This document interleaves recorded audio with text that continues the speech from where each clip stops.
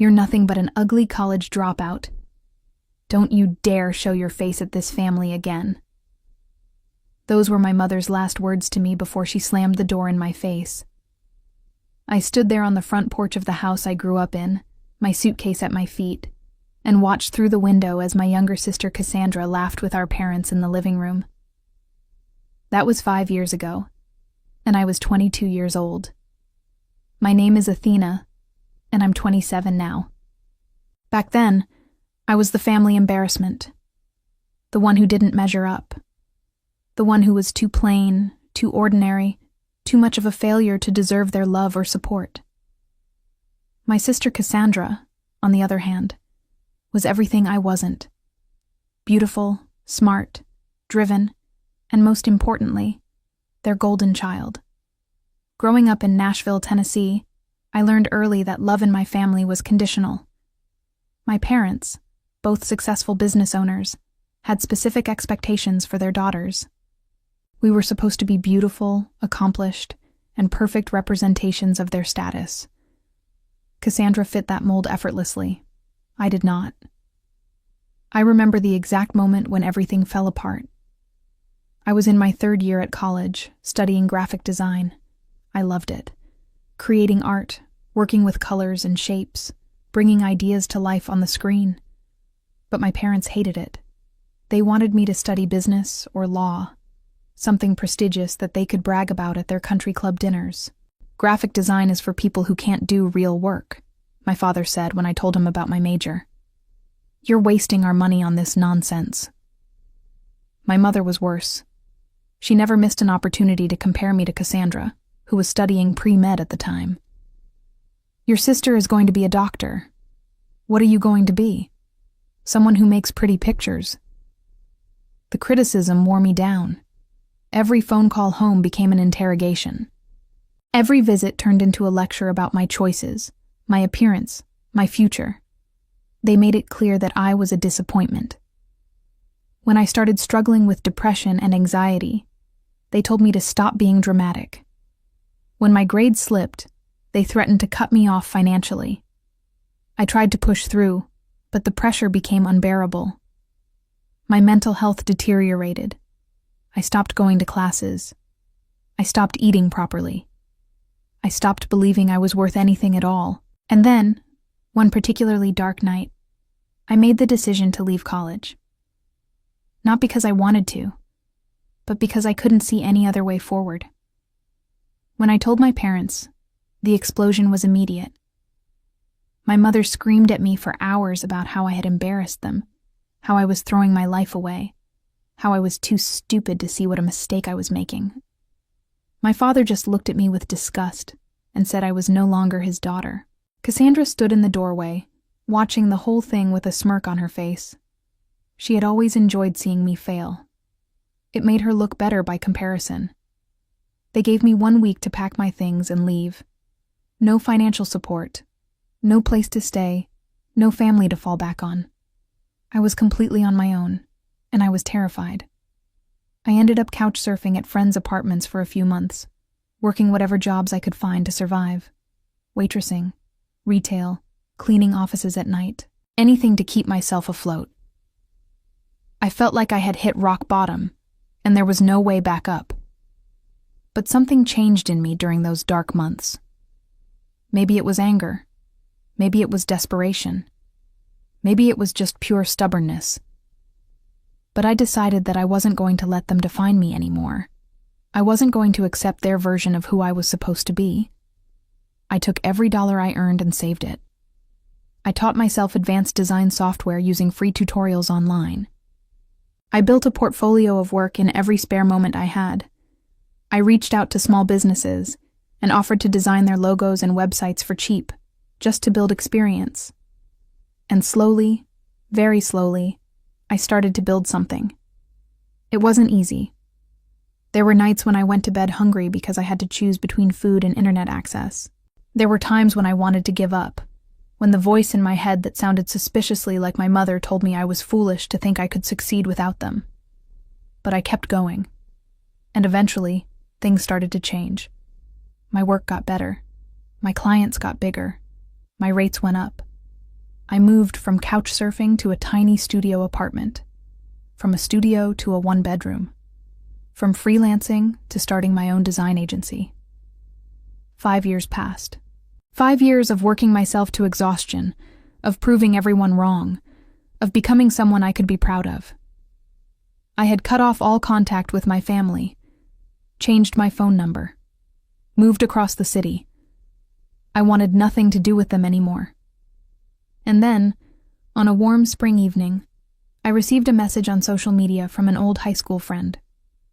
She was inviting me to Cassandra's graduation party. My sister was finally finishing her medical degree, and apparently, the whole family was throwing a massive celebration at an upscale venue downtown. The invitation felt like a trap. Why would they want me there after everything that had happened? But as I sat there staring at the message, I felt something shift inside me. Maybe it was time to face them again. Not as the broken, desperate girl they had thrown out, but as the woman I had become. I spent the next week deciding whether to go. Part of me wanted to ignore the invitation entirely, to keep living my life without them in it. I had built something good without their help, without their approval. Why go back now? But another part of me, the part that still carried the wounds of their rejection, wanted them to see what I had accomplished. I wanted them to know that I had survived without them, that I had thrived, even. The party was scheduled for Saturday evening at one of Nashville's most exclusive event venues. I knew my parents would spare no expense for Cassandra's celebration. They loved showing off, loved proving to everyone how successful they were, how perfect their family was. I decided to go, not because I wanted their approval anymore, not because I hoped for some emotional reunion. I went because I wanted to look them in the eye as an equal and show them exactly what they had thrown away. The days leading up to the party were strange. I found myself thinking about my childhood more than I had in years. Memories I had tried to bury came floating back to the surface. I remembered being 8 years old, proudly showing my parents a drawing I had made in school. The teacher had praised it, put it up on the wall, told me I had real talent. My mother barely glanced at it before telling me to go do my homework.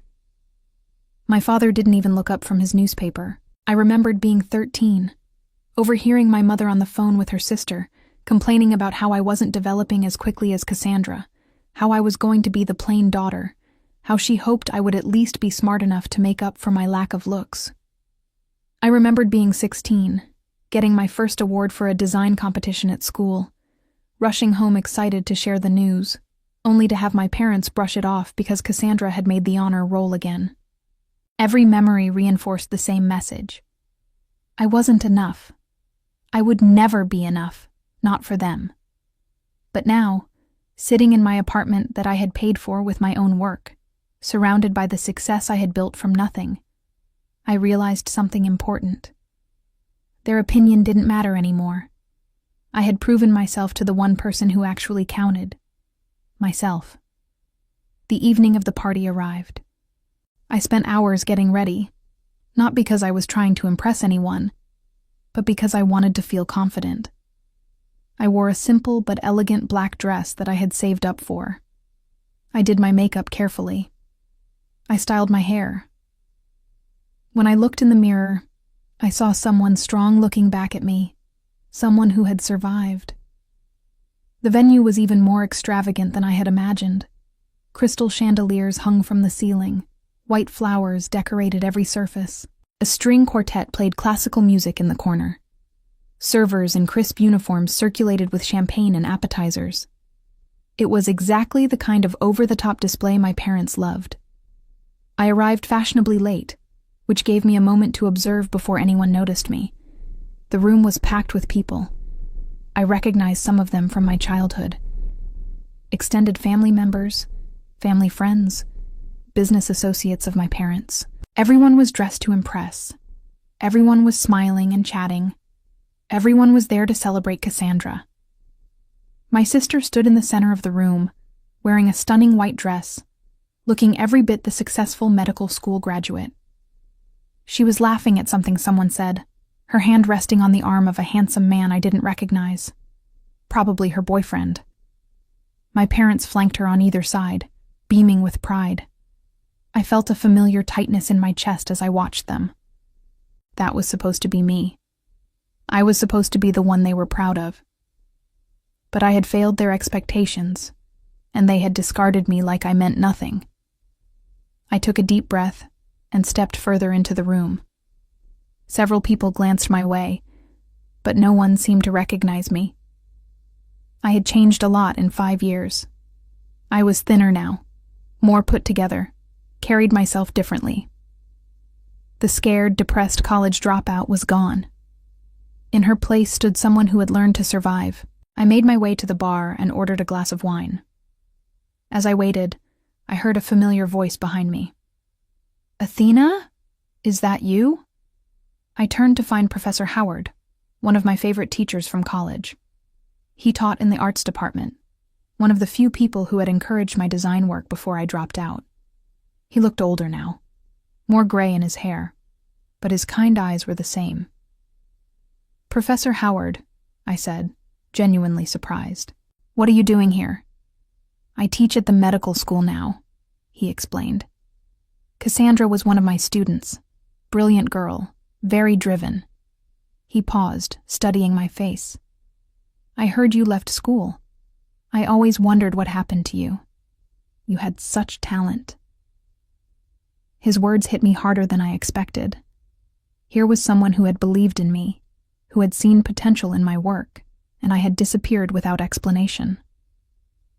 "I had some personal issues," I said carefully, "but I'm doing well now. I own my own design agency." His face lit up. "Really? That's wonderful. I always knew you had it in you. Your work was always exceptional, even back then." We talked for a few more minutes, catching up on the years that had passed. He seemed genuinely happy to see me doing well, which was more than I could say for most people in this room.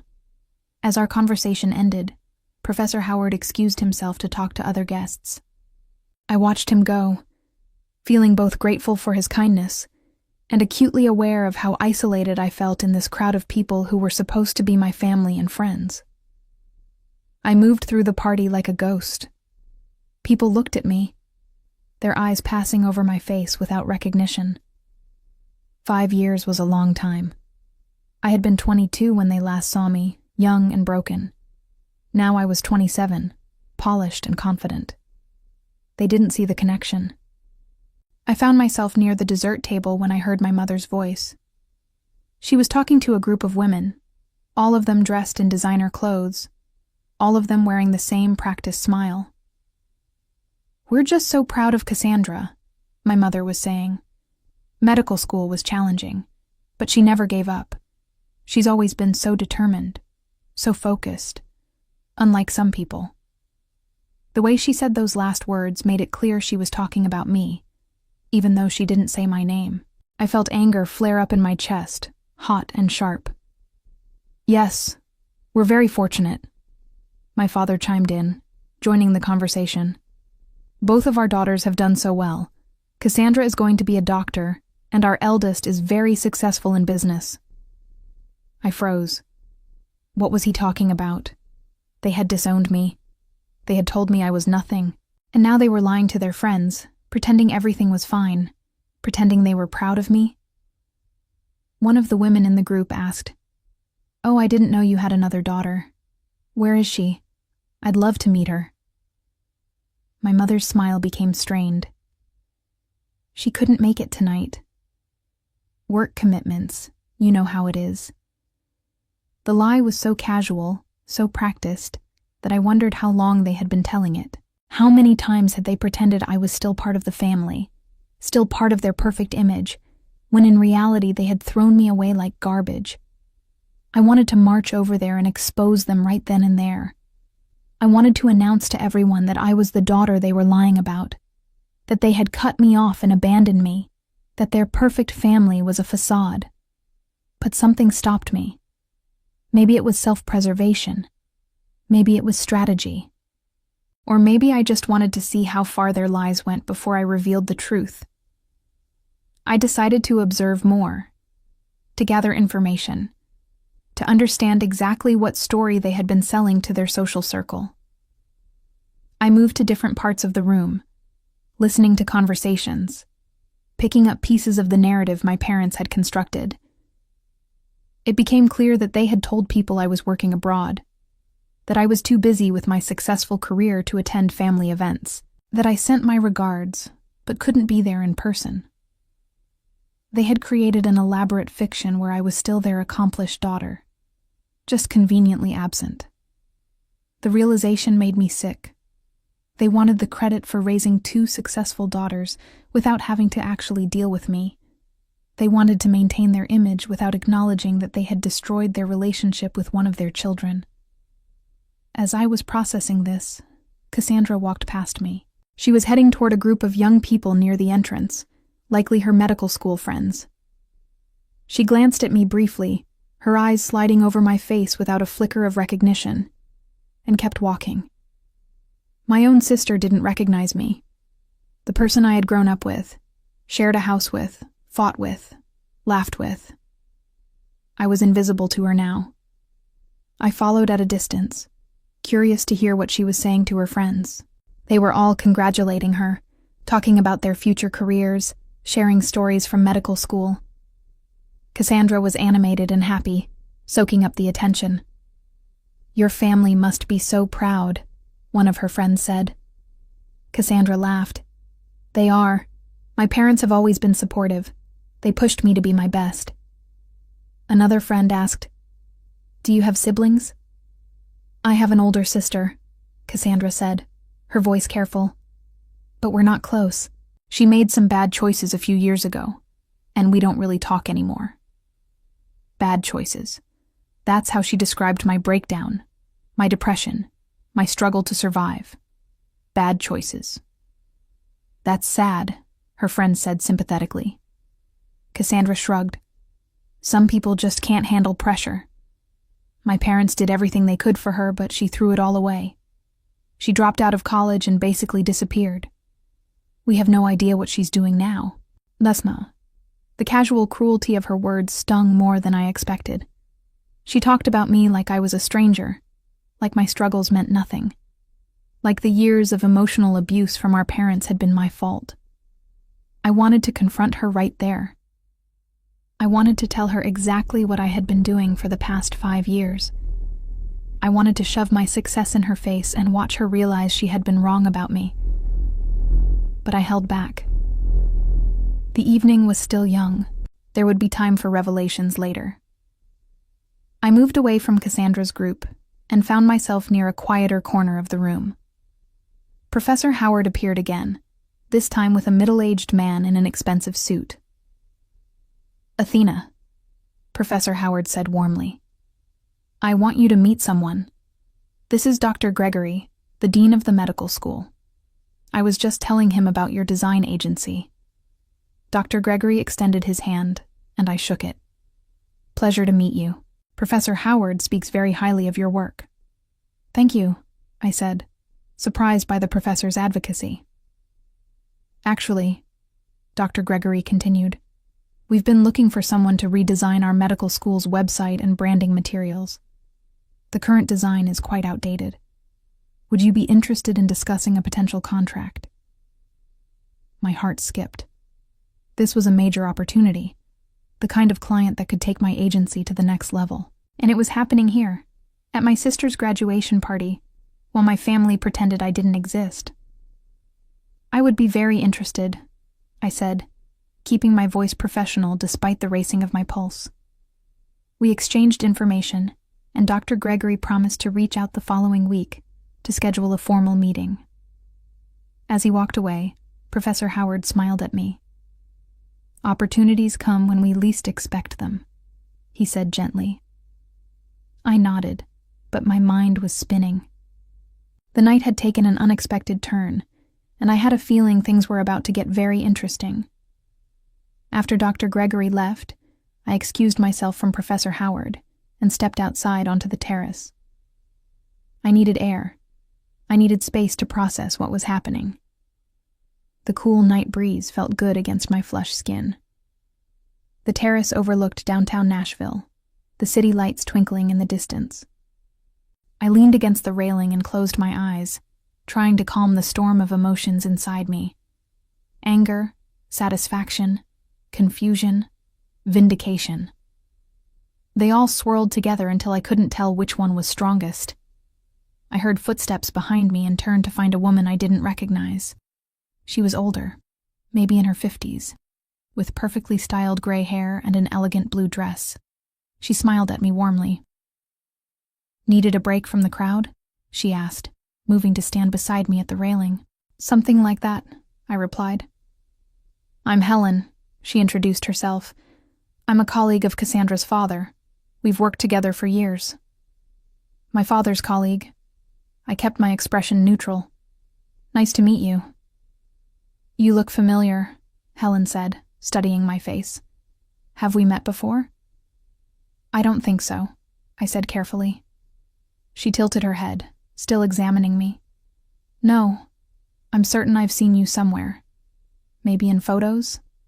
Then her eyes widened slightly. "Oh my goodness. Are you Athena?" My stomach dropped.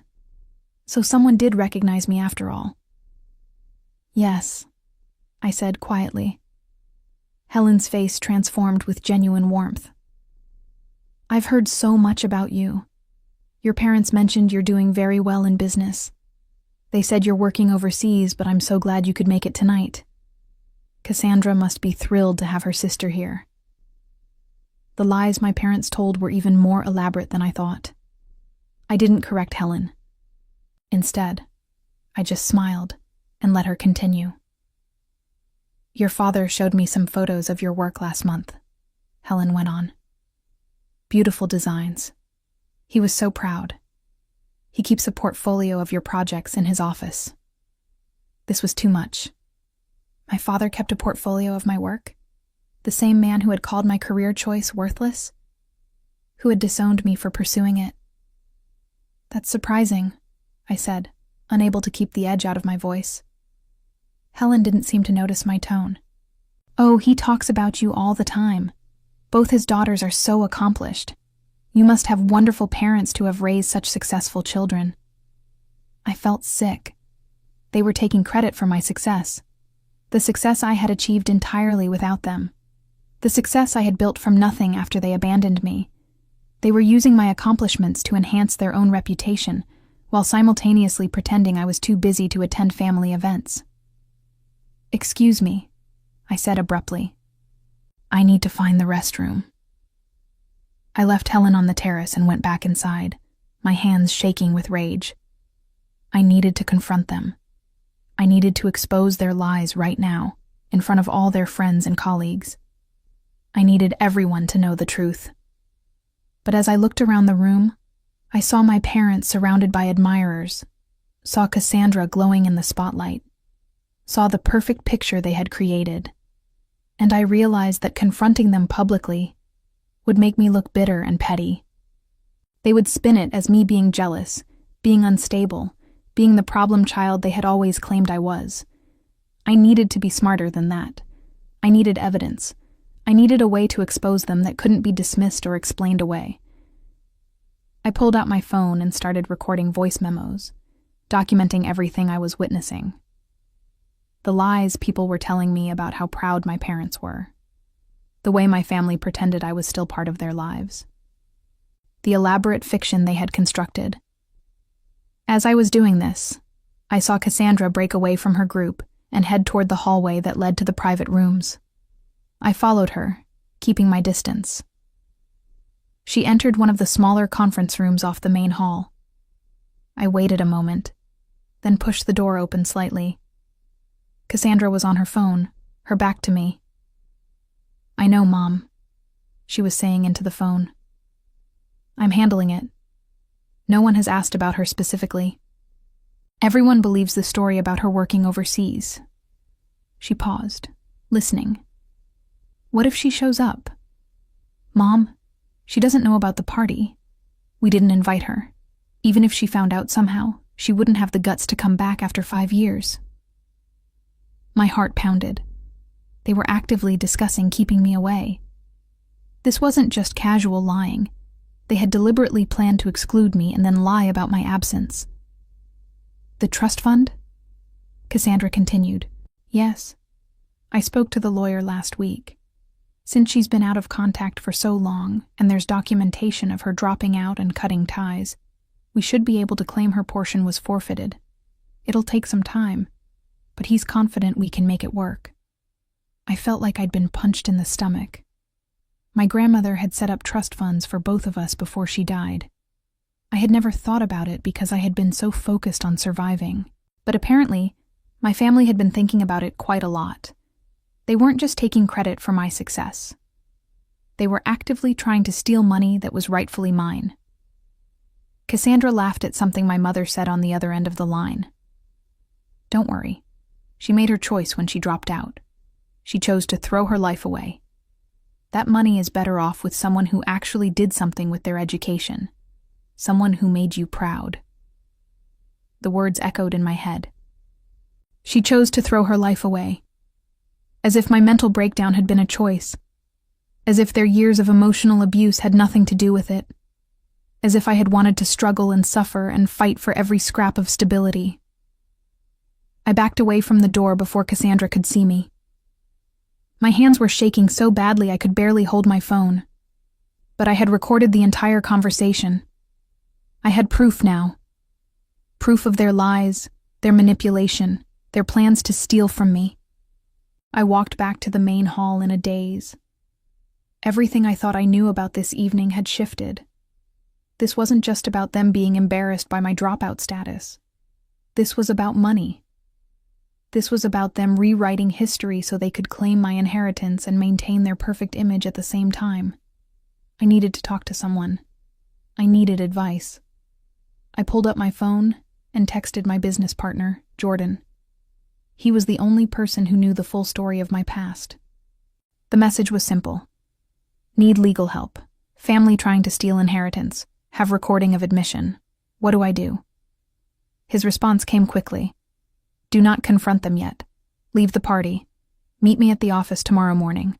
Bring everything you have. We'll handle this properly. He was right. I needed to be strategic. But leaving now felt impossible. I had come here to face them, and I wasn't going to run away again. I steadied myself and walked back into the heart of the party. The evening was reaching its peak.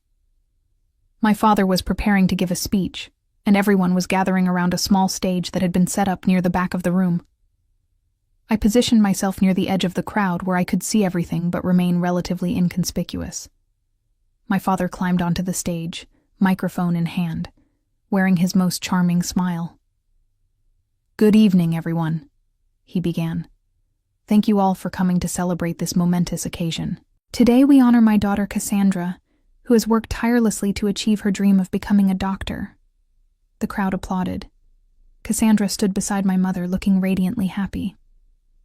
As a father, my dad continued, there's nothing more rewarding than watching your children succeed. My wife and I have been blessed with two remarkable daughters, both intelligent, both driven, both determined to make their mark on the world. I felt my jaw clench. He was doing it again. Pretending he was proud of me. Pretending we were one big, happy family. Cassandra has always been focused and dedicated, he went on. Even as a child, she knew she wanted to help people. She never wavered from that goal. And tonight, as she celebrates her graduation from one of the finest medical schools in the country, we couldn't be prouder. More applause. I noticed Professor Howard in the crowd, watching the speech with a pleasant expression. Dr. Gregory stood nearby, nodding along. Our other daughter, Athena, couldn't be here tonight due to work commitments overseas, my father said smoothly. But she sends her love and congratulations to her sister. Athena has built a successful design business and travels extensively for work. We're proud of both our girls and the women they've become. The ease with which he lied was staggering. He delivered these falsehoods with such conviction that I almost believed them myself for a moment. Almost. Family is everything, my father concluded. And tonight, We celebrate not just Cassandra's achievement, but the strength of family bonds that support us through life's challenges. To Cassandra! To Cassandra! The crowd echoed, raising their glasses. I didn't raise mine. I stood there, watching my father step down from the stage and embrace my sister, watching my mother wipe happy tears from her eyes, watching everyone celebrate this perfect family moment that was built on a foundation of lies. Professor Howard moved through the crowd and ended up near me again. Lovely speech, he commented. Though I'm surprised your sister couldn't make it. I didn't know you had a sibling until tonight. I looked at him carefully. He seemed genuinely confused, not trying to trap me. That's interesting, I said slowly. Because I am his other daughter. Professor Howard's eyes widened. He looked from me to my father, then back to me. I don't understand. He just said you were overseas. He lied, I said simply. I'm right here. I've been here all evening. And no one in my family has recognized me because they haven't seen me in 5 years. Not since they disowned me for dropping out of college. The professor stared at me, processing this information. I could see his mind working, connecting pieces that didn't quite fit. But he just said he was proud of you. He said you have a successful business. I do have a successful business, I confirmed. But they don't know that. They have no idea what I've been doing since they kicked me out. They've been making up stories about me to save face with their friends. Professor Howard looked genuinely shocked. That's unconscionable. Why would they do that? Because they care more about their reputation than they do about me, I said. The words came out bitter, but true. Before Professor Howard could respond, Dr. Gregory joined us. Everything all right here? He asked, sensing the tension. Professor Howard looked at me, giving me the choice of whether to share what I'd just told him. I made a split-second decision. Dr. Gregory, I said, I need to be honest with you about something before we move forward with any business discussions. He looked intrigued. Go ahead. My full name is Athena. My last name is the same as Cassandra's because she's my sister. I'm the daughter that my father just mentioned in his speech, the one he said was overseas. Dr. Gregory's expression shifted from friendly interest to confusion. I don't follow. You're here. You're not overseas. Exactly, I said. My father lied. He's been lying to everyone here about me. The truth is that my parents disowned me 5 years ago when I dropped out of college due to mental health issues. They cut me off completely, told me never to contact them again, and pretended I didn't exist. Until recently, apparently, when they decided to start telling people I'm successful and busy with work overseas. They're using my real success, which they know nothing about, to make themselves look like good parents. Dr. Gregory looked from me to the stage where my father was still basking in congratulations, then back to me. This is a serious accusation. It's not an accusation. It's the truth, I said. I pulled out my phone. I have a recording of my sister on the phone with my mother from earlier tonight. In it, they discuss how relieved they are that I didn't find out about the party and show up. They also discuss plans to steal my inheritance, claiming I forfeited it by dropping out and losing contact. Professor Howard's face had gone pale. Athena, this is terrible. I had no idea you'd been through such an ordeal. Most people don't, I said, because I've been focused on rebuilding my life, rather than airing my family's dirty laundry.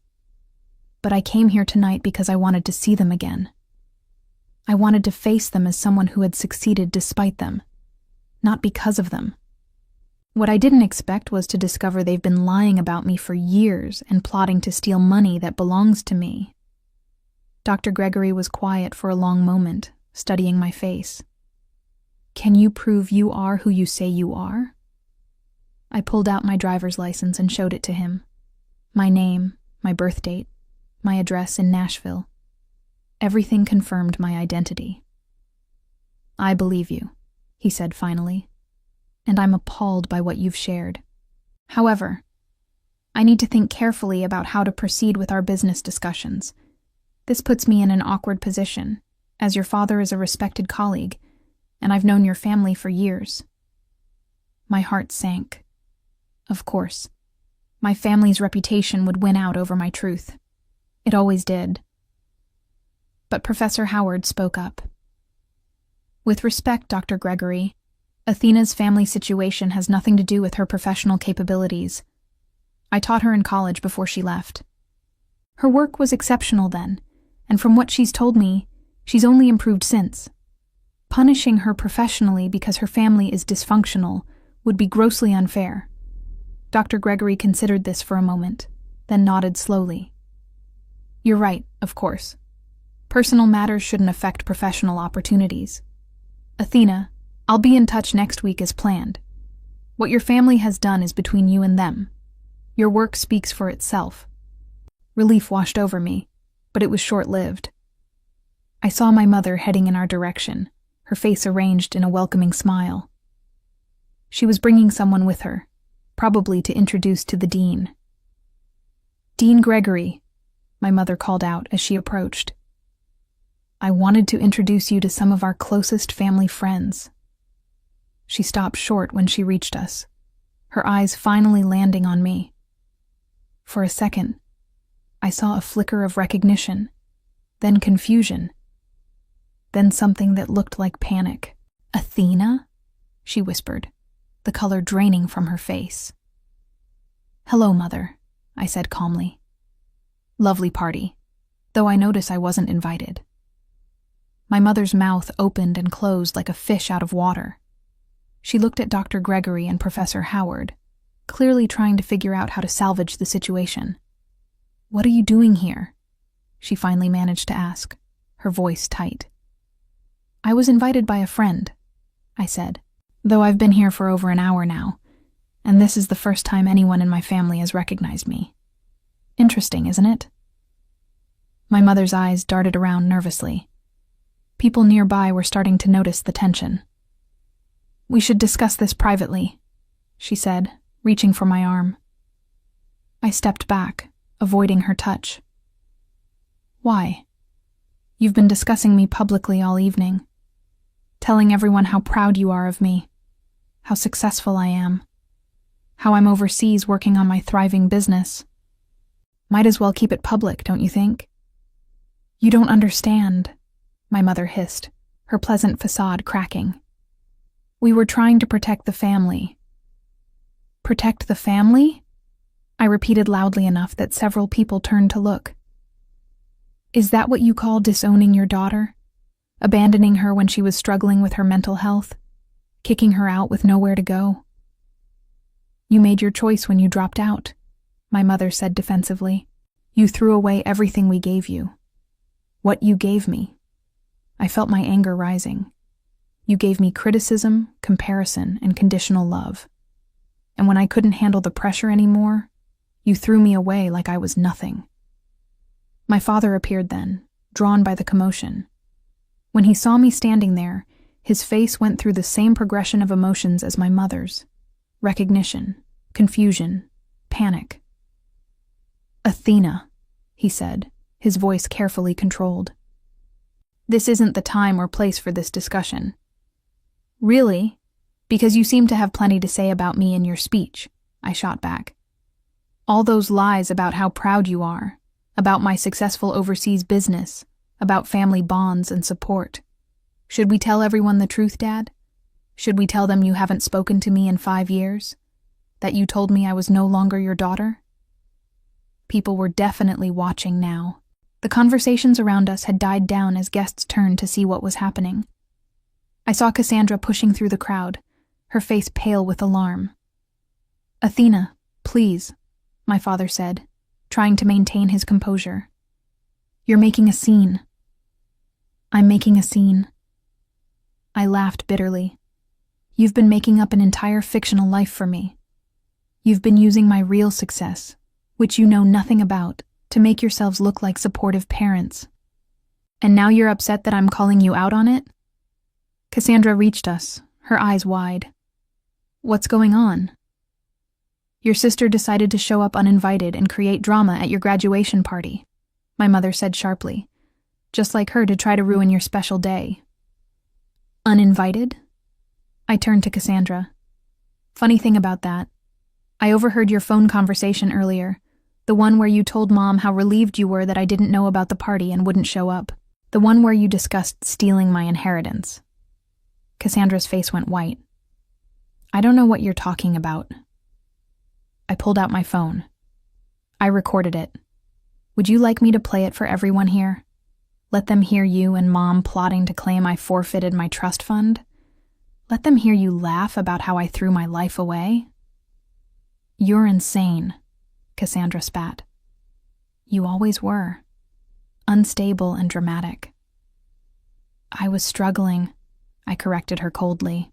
I was depressed and anxious and desperate for help.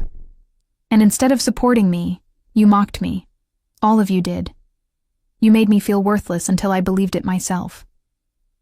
Professor Howard cleared his throat. I think everyone here needs to hear something. I taught Athena in college. She was one of the most talented students I've ever had. When she left school, I was devastated because I knew she had incredible potential, but I also knew she was struggling with something deeper than just academic stress. He looked directly at my parents. A good family would have helped her through that struggle. Instead, from what I'm hearing tonight, you abandoned her when she needed you most. And now you're trying to take credit for her success and steal her inheritance. That's not family. That's exploitation. My father's face had turned red with anger and embarrassment. You have no right to judge our family decisions. You don't know the full story. Then enlighten us, Dr. Gregory said quietly. Everyone turned to look at him. I'd very much like to hear your version of events, because right now, what I'm hearing paints a very troubling picture. The crowd around us had grown larger.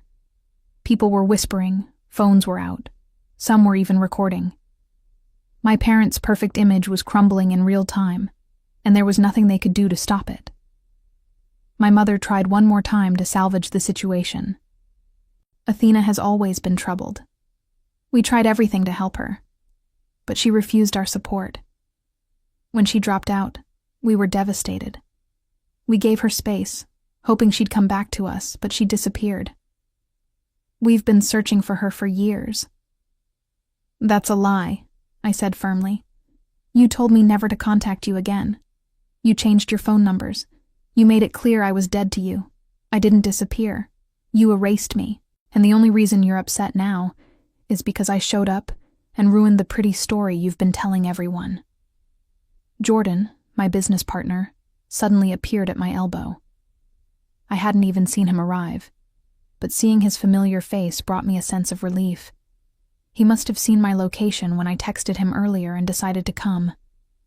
Everything okay here? Jordan asked, but his tone made it clear he knew it wasn't.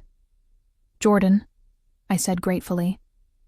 These are my parents. Parents, this is Jordan, my business partner. We run Athena Design Agency together. Perhaps you'd like to see the portfolio Dad supposedly keeps in his office? Except you can't, because he doesn't actually have one. Because he has no idea what I've been doing for the past 5 years. Jordan pulled out his tablet and opened our agency's website. Athena Design Agency, he said, turning the screen so everyone nearby could see. Founded 3 years ago, currently employs 15 people. Annual revenue last year was just over $2 million. We have clients across the country, including several Fortune 500 companies. He swiped through the portfolio, showing project after project, sleek website designs, brand identities, marketing campaigns. All my work, all created without a single cent or ounce of support from my family. This is what Athena built after you threw her out, Jordan continued, his voice calm, but cutting. She started with nothing. She slept on couches. She worked 3 jobs while teaching herself advanced design skills. She saved every penny until she could afford her own apartment. Then, she freelanced until she had enough clients to start an agency. She did all of this alone, and she's been incredibly successful. My mother stared at the screen, her face unreadable. My father's jaw was clenched so tight I thought it might crack. Cassandra looked like she'd been slapped. $2 million? My father said finally, and I heard the greed in his voice even through his shock. That's revenue, not profit, Jordan clarified. But yes, the business is quite successful. Athena is one of the most sought-after designers in Nashville, which makes it particularly galling that you've been taking credit for her success while actually trying to steal her inheritance. We weren't stealing, my mother protested weakly. We were simply claiming what was rightfully ours after she abandoned the family. I have a recording that says otherwise, I reminded her. Cassandra was very clear on the phone about the plan to claim I forfeited my trust fund. I'm sure a judge would be very interested to hear it. Professor Howard spoke up again. I think what's most disturbing here is the pattern of behavior. You didn't just kick Athena out when she was vulnerable. You've spent 5 years lying about her, using her success to bolster your own reputation, and now attempting to steal from her. This isn't a misunderstanding or a family disagreement. This is systematic abuse and fraud. Several people in the crowd nodded. I saw some of my parents' friends looking at them with expressions ranging from confusion to disgust. The carefully constructed image was falling apart. Dr. Gregory addressed my parents directly. I've known your family for several years. I've always respected you as colleagues and friends. But what I'm hearing tonight is deeply troubling. If even half of what your daughter says is true, you've behaved abominably. It's all true, I said firmly.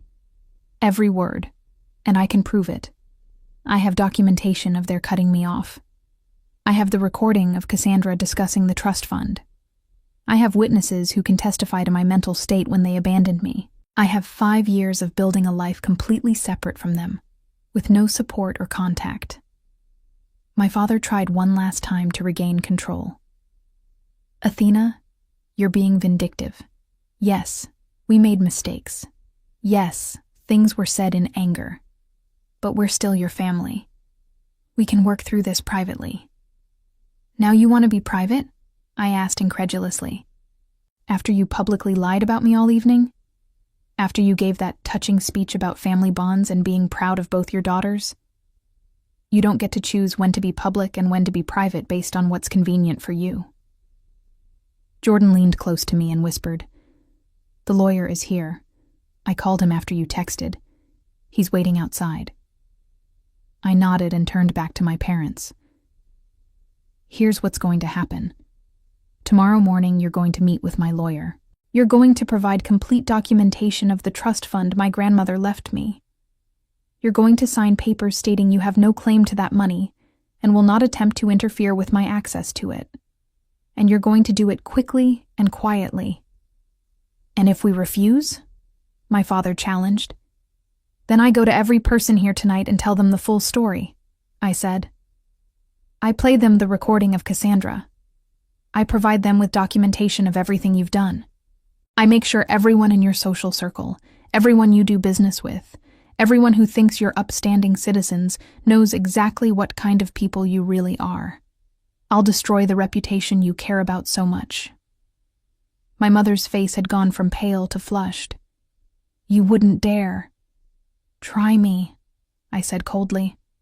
I have nothing to lose. You already took everything from me once. I rebuilt without you. I don't need your money or your approval. But I'll be damned if I let you steal from me and pretend to be proud parents while doing it. Cassandra finally found her voice. This is insane. You show up here after 5 years and threaten us? I didn't threaten you, I corrected. I offered you a choice. Sign over what's rightfully mine or face the consequences of your actions. It's really quite simple. Jordan checked his watch. The lawyer is waiting. Athena, we should go. Let them think about their options overnight. I looked at my family one last time. My mother was crying now, careful tears that didn't ruin her makeup. My father looked furious, but trapped. Cassandra just looked stunned. Her perfect graduation party turned into a public spectacle. Congratulations on your graduation, Cassandra, I said. I hope it was everything you dreamed of. Then I turned and walked toward the exit, Jordan beside me, leaving my family standing in the middle of their horrified guests. The lawyer Marcus was waiting in the lobby as promised. He was in his 40s, sharp-eyed and professional. Jordan had worked with him on several business contracts and trusted him completely. "Athena." Marcus greeted me with a firm handshake. Jordan filled me in on the basics. "This is quite a situation." "That's one way to put it," I said, still shaking from the confrontation. We moved to a quiet corner of the lobby where Marcus pulled out a legal pad and started taking notes. I told him everything. The disowning 5 years ago, the lies my family had been spreading, the overheard phone conversation about the trust fund, the recording I'd made. "Do you have documentation of the trust fund?" Marcus asked. "I have copies of the original documents my grandmother's lawyer sent me years ago," I said. "I never accessed the money because I wanted to prove I could make it on my own. But I kept all the paperwork." Marcus nodded approvingly. "Good. That'll help. And you have this recording?" I played it for him. Cassandra's voice came through clearly, discussing with my mother how they planned to claim I'd forfeited the trust fund due to dropping out and losing contact with the family. Marcus listened intently, making notes. When it finished, he looked up. "This is excellent evidence of intent to defraud. Combined with their public lies tonight and witness testimony about their treatment of you, we have a strong case." "What happens now?" I asked. "Now we move quickly," Marcus said. "Tomorrow morning, I'll send a formal letter to your parents demanding a meeting. I'll outline what we know and what we're prepared to do if they don't cooperate. Given that their reputation is clearly important to them, and given that several respected people witnessed tonight's confrontation, I believe they'll agree to our terms." "And the trust fund?" "Based on what you've told me, your grandmother's will had no conditions about education or contact with family. The money is yours regardless of whether you graduated college or stayed in touch with your parents. Any attempt to claim otherwise is fraud. They know this, which is why they were planning to do it quietly rather than going through proper legal channels." Relief washed over me. "So I can actually get the money?" "You can and you will," Marcus confirmed. "But Athena, I need to ask. What do you want beyond the money? Do you want to pursue criminal charges for the attempted fraud? Do you want to sue for emotional damages? Do you want to go public with their treatment of you?" I considered this carefully. Part of me wanted to burn their lives to the ground the way they'd tried to burn mine, but another part of me just wanted to be free of them completely. "I want my money," I said finally. "I want them to sign legal documents stating they have no claim to it and will never contact me again. And I want them to stop lying about me. They don't get to use my success to make themselves look good anymore." Marcus nodded. "That's reasonable and achievable. I'll draw up the documents tonight and have them ready for tomorrow's meeting." Jordan put his hand on my shoulder. "You did good in there. I know that couldn't have been easy." "It was terrifying," I admitted, "but also necessary. I've been running from them for 5 years. Tonight I finally stopped running." We spent another 30 minutes with Marcus, going over details and strategy. By the time we finished, it was nearly 10 o'clock. The party was probably winding down now. I wondered what my family was telling their remaining guests. As if reading my mind, Jordan's phone buzzed. He looked at the screen and showed it to me. It was a text from Professor Howard. "Just wanted you to know that several people came up to me after you left asking about your agency. I gave them your contact information. I think tonight might end up being good for business, ironically enough." I had to laugh at that. My family's attempt to maintain their perfect image had backfired spectacularly. Not only had I exposed their lies, but I'd also potentially gained new clients in the process. "Come on," Jordan said. "Let's get you home. You've had enough drama for one night." He drove me back to my apartment, a comfortable one-bedroom in a nice neighborhood that I'd worked so hard to afford. As I unlocked the door and stepped inside, The familiar space felt like a sanctuary. "Thank you for coming tonight," I said to Jordan. "I don't know what I would have done without you there." "That's what partners are for," he said with a smile. "Besides, I wouldn't have missed seeing you take down your terrible family for anything. It was epic." After Jordan left, I changed into comfortable clothes and made myself a cup of tea. I sat on my couch, looking around at the life I'd built. Every piece of furniture, every decoration, every comfort had been earned through my own hard work. My family had given me nothing, and I owed them nothing. My phone buzzed with a text from an unknown number. For a moment I thought it might be one of my parents, but when I opened it, I saw it was from Dr. Gregory. "After tonight's revelations, I want you to know that my offer for the medical school project still stands. In fact, I'm more impressed than ever by what you've accomplished. Let's schedule that meeting for next week. You've earned this opportunity." I smiled and typed back a response confirming my availability. The meeting with my parents and their lawyer happened 3 days later in Marcus's office. I sat beside Marcus on one side of the conference table. My parents, Cassandra, and their attorney sat on the other side. The tension in the room was thick enough to cut. Their lawyer, an older man named Donald, tried to take control of the meeting immediately. "My clients are willing to discuss a settlement regarding the trust fund, but they want assurances that this matter will remain private." Marcus didn't even blink. "Your clients attempted to defraud my client out of money that legally belongs to her. They have no leverage here. We're not negotiating. We're informing them of what will happen." He slid copies of documents across the table. "These are the terms. First, you will provide complete access to the trust fund established by Athena's grandmother. Second, you will sign a legal document stating you have no claim to that money now or ever. Third, you will cease all contact with Athena unless she initiates it. Fourth, you will immediately stop using her name, her success, or any reference to her in your social or professional circles." My father started to speak, but Marcus held up his hand. "I'm not finished. If you fail to comply with any of these terms, we will pursue criminal fraud charges. We will also provide copies of the recording and witness statements from the graduation party to your colleagues, friends, and business associates. The choice is yours." Donald looked at the documents, then at my parents. My mother was crying again, real tears this time. My father looked defeated. Cassandra stared at the table, refusing to meet my eyes. "This is extortion," Donald said weakly. "No," Marcus corrected.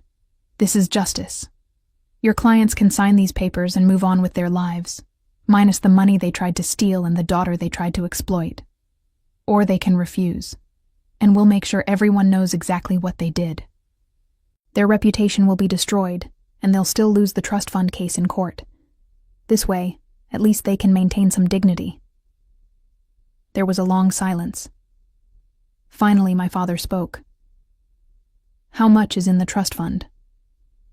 "That's none of your concern anymore," Marcus said. "But for the record, it's enough that Athena will be quite comfortable. More than comfortable, actually." My mother looked at me then, really looked at me. "How can you do this to your own family?" I met her gaze steadily. "You stopped being my family 5 years ago when you threw me out. I'm just making sure you can't hurt me anymore."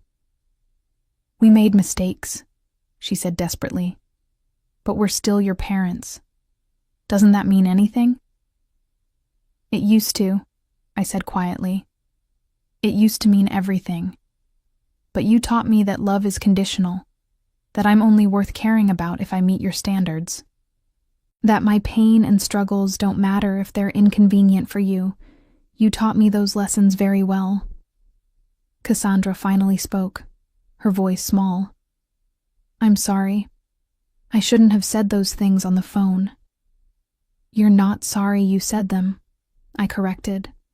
"You're sorry I heard them and recorded them. There's a difference." Marcus tapped the documents. "We need an answer. Sign, or we proceed with public disclosure and legal action." Donald whispered something to my parents. They had a brief, heated discussion in low voices. Finally, my father picked up the pen. "This isn't over," he said as he signed. "Yes, it is," I replied. "This is exactly as over as it gets." One by one, they signed the documents. My mother, my father, even Cassandra, who had been listed as a secondary beneficiary in some of the original paperwork. Each signature felt like a weight lifting off my shoulders. When it was done, Marcus collected the signed papers and made copies for everyone. "You'll receive notification when the trust fund transfer is complete. I expect that will happen within the week." My parents stood to leave. My mother paused at the door, looking back at me one last time. "I hope you'll be happy," she said, and for a moment, she almost sounded sincere. "I already am," I said. "I have been for a while now. I just had to learn to find it without you." They left, and I sat there in the sudden quiet of the conference room. Marcus smiled at me. "How do you feel?" "Free," I said simply. "For the first time in my life, I feel completely free." The trust fund transfer was completed 5 days later. The amount was substantial, more than I'd expected. My grandmother had invested wisely, and the fund had grown significantly over the years. Combined with my business income, I was genuinely wealthy now. But the money wasn't what mattered most. What mattered was that I'd faced the people who had hurt me and refused to let them control my narrative anymore. I'd exposed their lies, protected my interests, and cut them out of my life permanently. The medical school contract came through the following week. Dr. Gregory made a point of telling me that the project was mine based on merit, not pity or drama. My agency's work spoke for itself. My parents never recovered their reputation in their social circle. Word spread quickly about what had happened at Cassandra's graduation party. Their friends distanced themselves, unwilling to associate with people who had treated their own daughter so cruelly. My father's business suffered as partners quietly ended their relationships with him. My mother withdrew from her social clubs, unable to face the judgment. Cassandra completed her medical degree but struggled to find a good residency placement. The recordings and witness statements had made their way through the medical community, and her ethics were questioned. She eventually moved to another state, trying to start fresh where no one knew her story. They had built their lives on appearances and reputation, and when those crumbled, they had nothing left to stand on. As for me, I stood in my expanded office space 6 months later, watching my team work on projects that would have seemed impossible just a year ago. The success felt real now, earned and unshakable. I'd learned that you don't need your family's approval to build a meaningful life. Sometimes the family you deserve is the one you create for yourself. And sometimes the best revenge isn't destruction, but simply becoming so successful, so happy, so free, that their opinions no longer matter. I'd walked away from them at that graduation party, and I'd never looked back. That was the moment I truly won.